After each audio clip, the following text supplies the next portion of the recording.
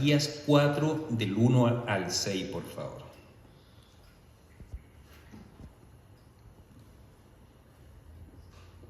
Dice así la palabra de Dios. Porque aquí viene el día ardiente como un horno, y todos los soberbios y todos los que hacen maldad serán estopa.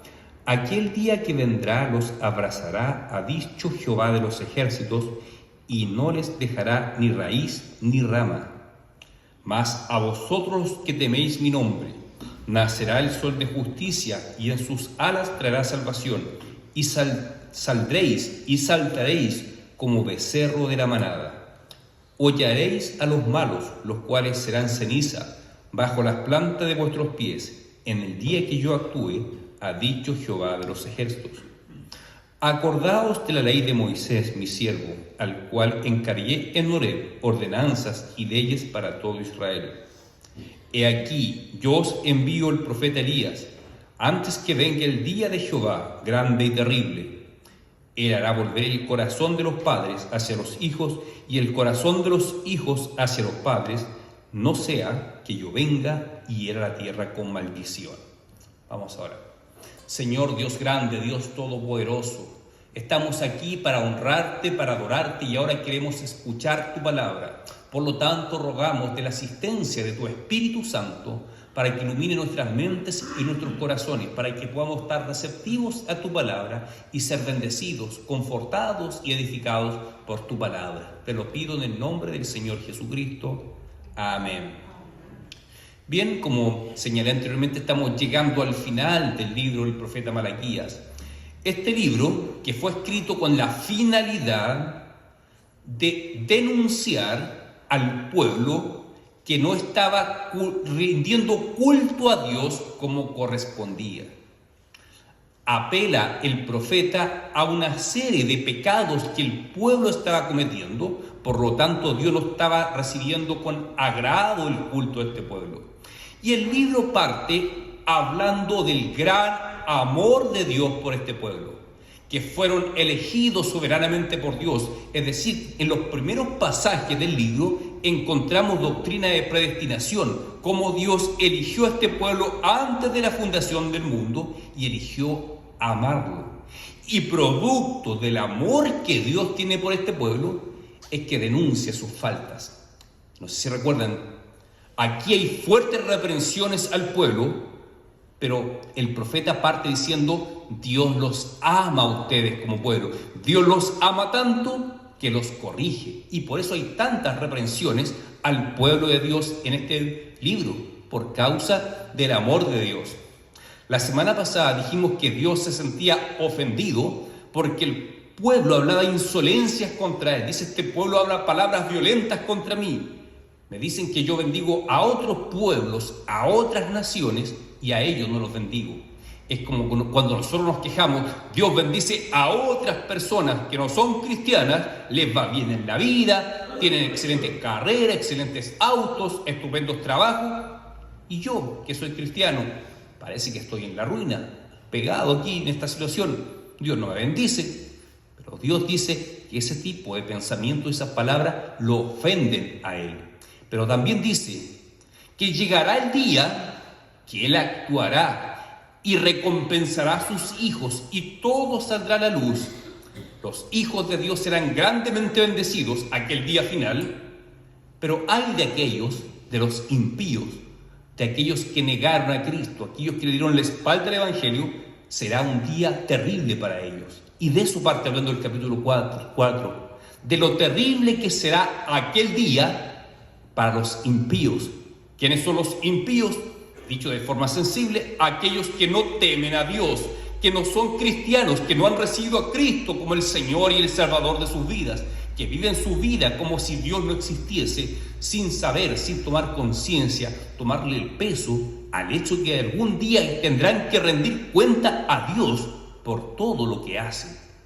Y miren cómo parte el texto. Porque aquí viene el día ardiendo como un horno. Todos los soberbios y todos los que hacen maldad serán como estopa. Algunas versiones dicen serán quemados como paja. y los que hacen maldad serán. Aquel día vendrá, los abrazará, ha dicho Jehová de los ejércitos, y no les dejará ni raíz de rama. Es decir, la ira de Dios vendrá contra los impíos aquel día final, y esta acción Dios la compara como cuando se incendia un bosque. No quedan ni las raíces ni las ramas de los árboles. Un incendio que arrasa con todo. Por eso dice, serán consumidos como estopa, serán quemados como se quema el pasto seco. Así serán consumidos los impíos aquel día. Y curiosamente, estas palabras del profeta Malaquías son citadas por el Señor Jesucristo.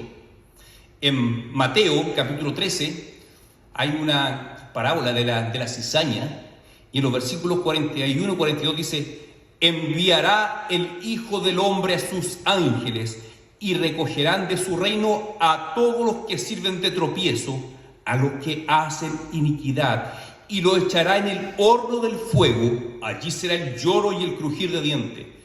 Está claramente ahí el Señor Jesucristo hablando del infierno, del castigo eterno para los impíos. Dice, será como el horno de fuego. Fíjense que está utilizando las mismas palabras Jesús que usó Malaquías. Dice, aquel día ardiente como un horno. El Señor compara el castigo eterno para los impíos como un horno de fuego. Yo otro día algo estaba cocinando, no me acuerdo qué era, pero me quemé el dedo. Y es un dolor fuerte, ustedes saben. Y uno medita y pensar que el infierno es un fuego eterno, que no se acaba. De hecho, en Mateo 25, cuando el Señor habla del juicio a las naciones, dice, unos serán benditos, te dirán, ven aquí, benditos de mi Padre, en lo poco fuiste fiel, en lo mucho te pondré. Y sin embargo, a otros le dirán, ustedes vayan al fuego eterno preparado para Satanás y sus ángeles, al fuego eterno, es decir, el castigo del infierno es eterno, no termina.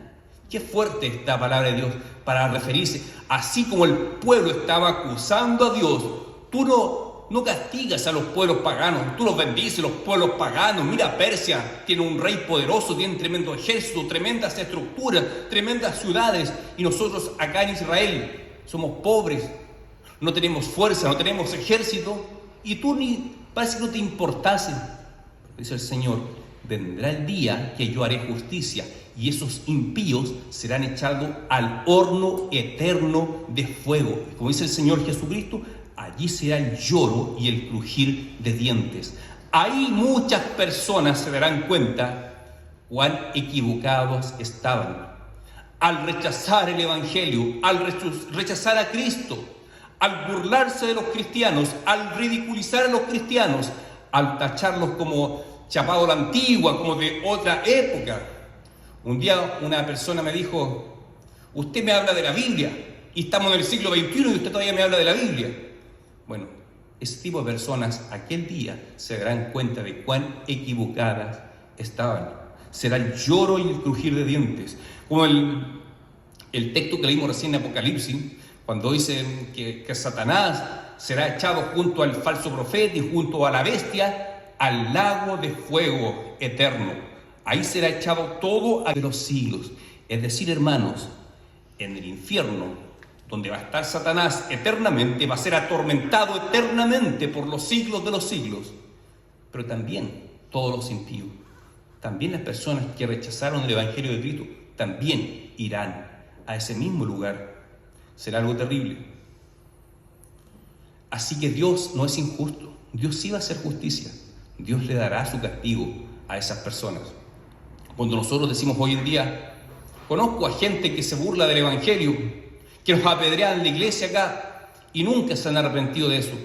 Y sin embargo, hoy en día les va muy bien. Pero Dios un día va a hacer justicia. Va a exaltar a sus hijos y va a castigar a los impíos. Y miren cómo continúa el versículo 2.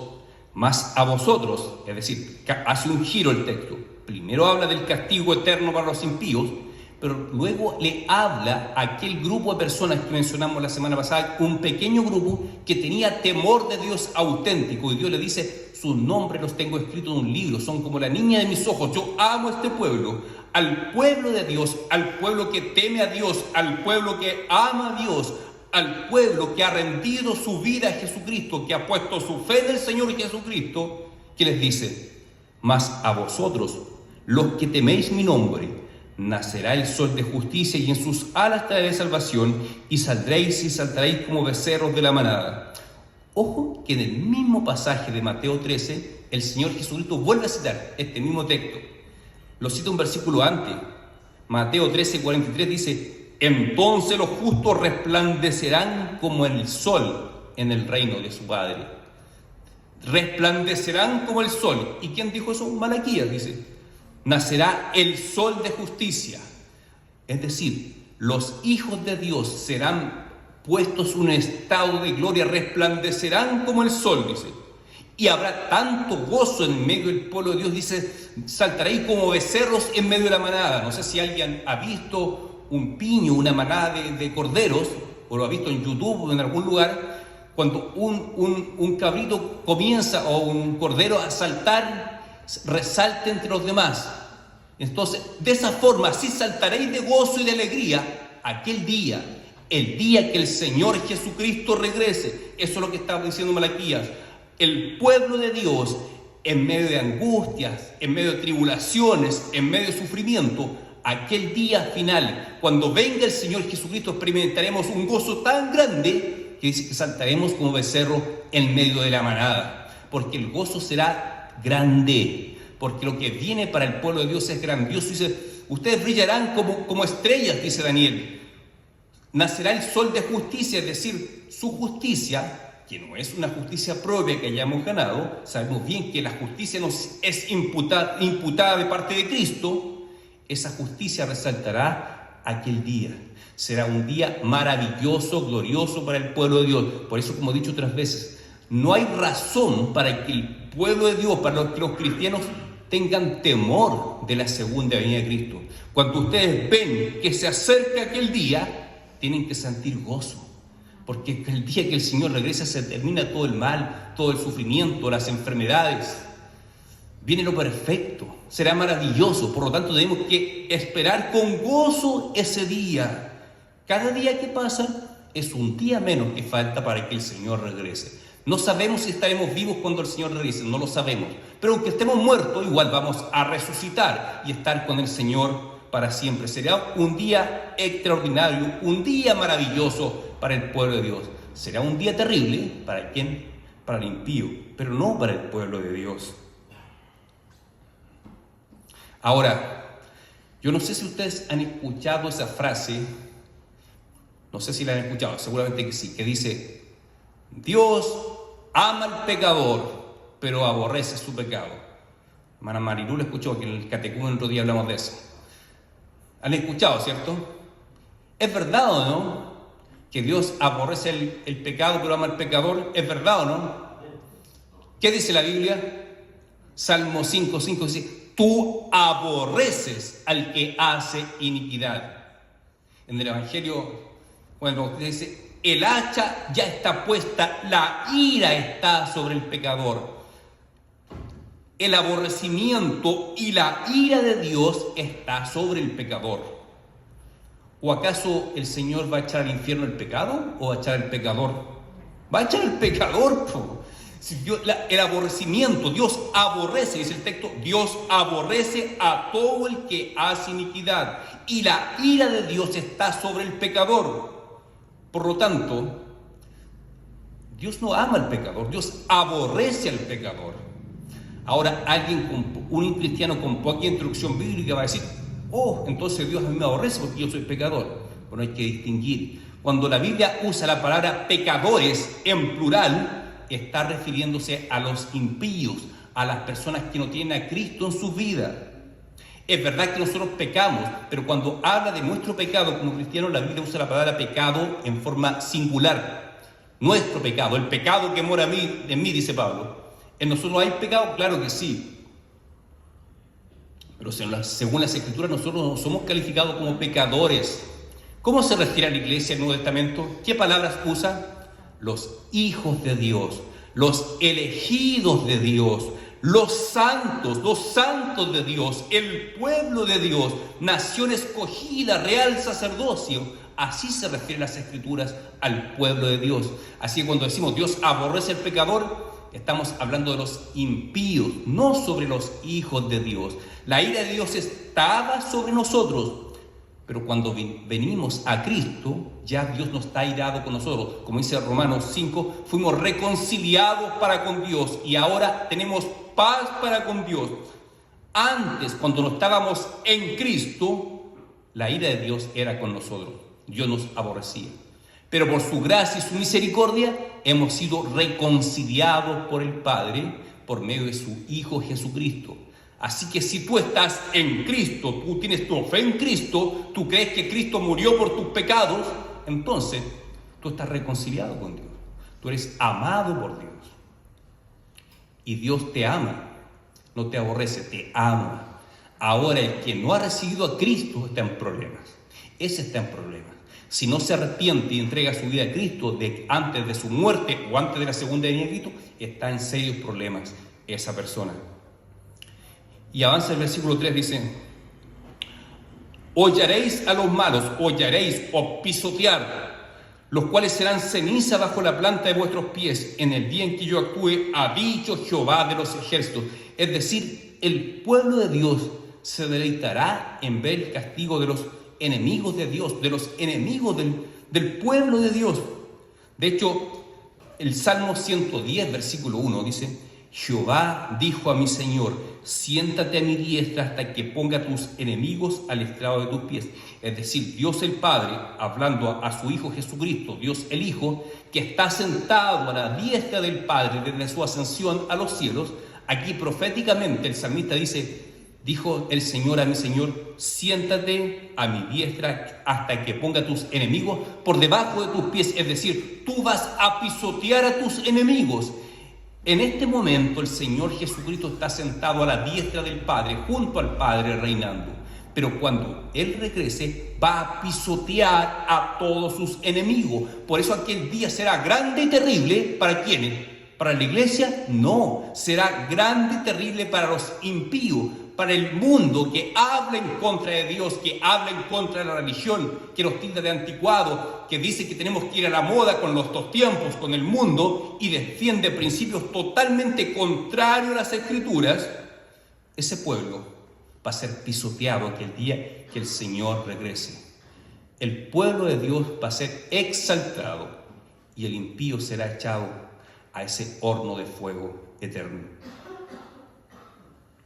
Dice: acordaos de la ley de Moisés, mi siervo, el cual encargué en Horeb ordenanzas y leyes para todo Israel. Está exhortando el profeta al pueblo: acuérdense de la ley de Dios, de los mandamientos de Dios. Ahora, ¿cómo eso aplica para nosotros hoy en día? ¿La ley que le fue entregada a Moisés está vigente para nosotros hoy en día o no? Eso lo hemos hablado en otras escuelas dominicales. Los eruditos han dividido la ley de Moisés en 3 secciones. Una, ley moral, ley ceremonial y leyes nacionales. Todo lo que es ley moral apunta a los mandamientos de carácter moral, por ejemplo, los 10 mandamientos. Amar a Dios sobre todas las cosas, honra a tu padre y tu madre, guardar el día del Señor, son mandamientos de tipo moral. Y los mandamientos de tipo moral, entre los cuales están los 10 mandamientos, están plenamente vigentes para nosotros hoy en día. Pero hay otros aspectos de la ley de Moisés que es llamada ley ceremonial, que tiene que ver con todos los rituales de purificación que se efectuaban en el templo. Eso ya no está vigente para nosotros porque eso tuvo su cumplimiento en Jesucristo. Todos los sacrificios y rituales de purificación apuntaban a Cristo. Por lo tanto, esas leyes tuvo su cumplimiento en Cristo. Por lo tanto, ya nosotros no sacrificamos animales ni realizamos rituales de purificación porque ya tuvo su cumplimiento en Cristo. Así que esos aspectos ceremoniales no están vigentes para nosotros. Y hay otras leyes de tipo nacionales por ejemplo, leyes respecto de fiestas, de ciertos impuestos que aplicaban a la nación de Israel. Bueno, la nación de Israel dejó de ser nación cuando fue destruida por el Imperio Romano. Por lo tanto, nosotros ya vivimos ahora, por ejemplo, en otro país. No vivimos en Israel, vivimos en Chile, nos sometemos a las leyes de nuestro país. Así que las leyes que tienen de carácter nacional, como fiestas nacionales y pago de ciertos tributos, aplicaban a la nación de Israel de esa época. Tampoco están vigentes para nosotros. Pero todo el aspecto moral de la ley sí está vigente para nosotros. Y cuando hablamos de la ley de Dios en este tiempo, nos referimos no solamente a la ley de Moisés, sino que a toda la palabra de Dios. Por ejemplo, cuando el salmista dice, me deleito en tu ley, él se está deleitando en toda la palabra de Dios que tenía a su disposición en ese tiempo. Por lo tanto, este mandamiento que da el profeta de estar atento a la ley, bueno, también es un mandamiento para nosotros como iglesia. Estad atento a la palabra de Dios, a las Escrituras. Como dice Pedro, tenemos que ponerle atención a la Escritura como una antorcha que alumbra en medio de la oscuridad. La palabra de Dios es la luz que ilumina nuestro camino. Como iglesia nos guiamos por la palabra de Dios. Por lo tanto, mientras esperamos la segunda venida de Cristo, ¿qué tenemos que hacer como iglesia? Apegarnos a la palabra de Dios, apegarnos a las Escrituras, recordarnos cada semana las Escrituras, los mandamientos de Dios. Así que la mejor forma de esperar la segunda venida de Cristo, no estar haciendo cálculo, cuánto falta, cuánto no falta, no, es ser obediente a los mandatos de Dios en las Escrituras. La mejor forma de prepararse para la segunda venida de Cristo es siendo fiel a las Escrituras, exponiéndonos y tratando de obedecer las Escrituras cada semana que pasa. Luego versículo 5 dice, he aquí yo os enviaré el profeta Elías antes que venga el día de Jehová grande y terrible. Grande y terrible, sí, ¿para quién? Para los impíos. Para nosotros aquel día, como dice el versículo 2, nacerá el sol de justicia. Para los impíos será un día terrible. Pero antes que venga el día terrible, dice que él envía al profeta Elías. Y aquí nuevamente vamos a lo que dice el Señor Jesucristo. En los 3 evangelios sinópticos, es decir, en Mateo, Marcos y Lucas, el Señor Jesucristo dice que Elías ya vino. ¿Y quién era Elías? Era Juan el Bautista. Juan el Bautista vino antes del día del Señor. Lo que pasa es que los judíos de esa época pensaban que venía Elías e inmediatamente venía el juicio final. Ellos no lograban ver que había un espacio de tiempo entre la primera venida de Cristo y la segunda venida de Cristo. Y estamos ahora en esa época. Pero Elías ya vino. Si alguien dice Elías todavía no viene, bueno, está negando lo que dijo el Señor Jesucristo. Dijo, este es el Elías que habría de venir. Por lo tanto, aquí vemos una profecía que no tuvo un cumplimiento literal, pero sí se cumplió el sentido de la profecía. Hay muchas profecías del Antiguo Testamento que ya se cumplieron, pero distintamente de lo que muchos podríamos esperar, el cumplimiento no fue literal, pero sí se cumplió el sentido de la profecía. Elías ya vino. Por ejemplo, el profeta Isaías anunció, vendrá un niño que lo juzgará con vara de hierro, que nacerá de una virgen, dice. ¿Quién era ese niño? Jesús. Pero el profeta Isaías dice, su nombre será Emanuel. ¿Tuvo un cumplimiento literal esa profecía? No, porque el Mesías se llamó Jesús, no Emanuel. ¿Pero qué significa Emanuel? Significa Dios con nosotros. Y Jesús literalmente es Dios con nosotros. Por lo tanto, no se cumple la profecía en un sentido literal, pero se cumple el sentido que el Señor Jesucristo es Dios mismo entre nosotros. Así también cuando dice, vendrá Elías, no se cumple literal, pero se cumple el sentido que Dios envió a un hombre con características similares al antiguo profeta Elías. Características similares en cuanto a su carácter y en cuanto al ministerio que desarrolló. Así que, por eso Jesús dice, Elías ya vino, porque el ministerio de Juan el Bautista fue similar al del profeta Elías. ¿Y qué haría este profeta Juan el Bautista? Dice, hará volver los corazones de los padres hacia los hijos y el corazón de los hijos hacia los padres.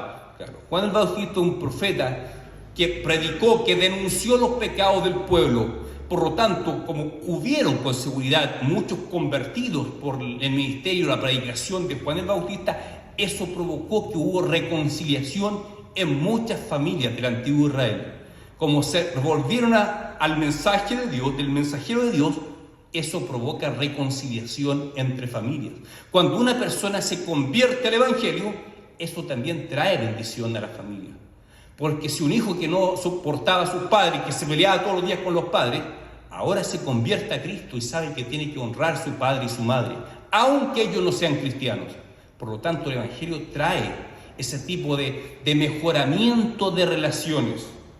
El esposo que golpeaba a su esposa ahora se convirtió a Cristo y sabe que eso está mal. Y él cambia de actitud, entonces a causa de la conversión a Cristo, sana familias. Por eso dice, Él hará volver el corazón de los padres hacia los hijos y el corazón de los hijos hacia los padres. No sea que yo venga y hiera la tierra con maldición. Aquí hay una advertencia para que no escuche la voz de este profeta.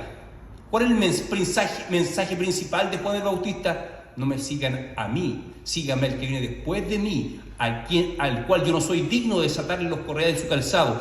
Él es el Cordero de Dios que quita el pecado del mundo. A Él síganlo, dice Juan el Bautista. Y aquel que se niega a hacerlo, dice, vendrá maldición sobre él. Y ya hemos hablado acerca de cuál es la maldición que viene sobre aquellos que no siguen al Cordero de Dios.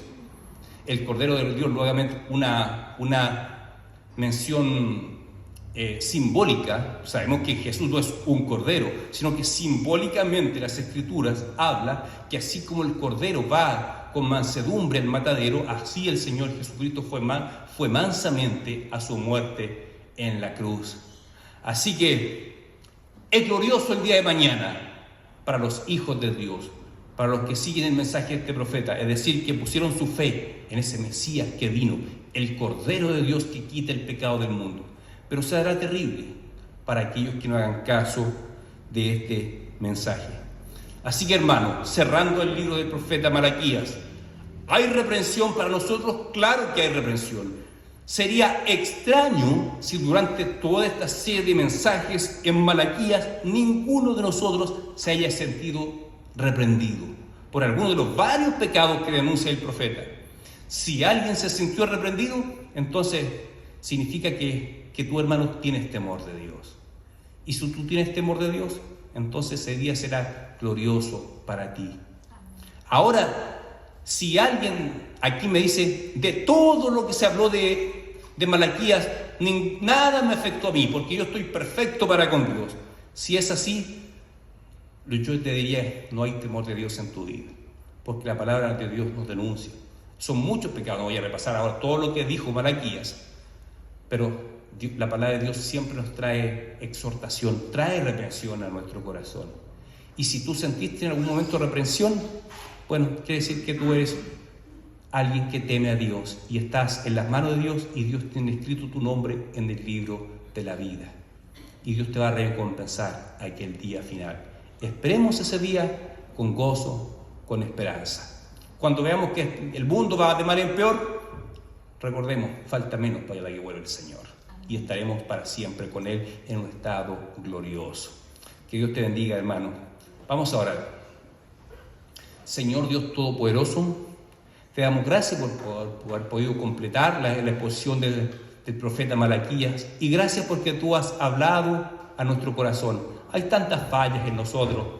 Nos damos lo mejor para ti, nos damos lo mejor de nuestro tiempo, nos damos lo mejor de nuestros bienes. Para ti muchas veces te robamos, muchas veces hablamos cosas malas contra ti, te acusamos de tantas cosas muchas veces como este pueblo. Por lo tanto, yo te pido que tú nos perdones, nos restaures y nos ayudes a caminar cada vez más en temor a ti y deleitándonos en sabiendo que viene un día maravilloso para este pueblo. Te lo pido, Padre, en el nombre de tu Hijo Jesús. Amén. Amén. Gracias, Pastor, por el hermoso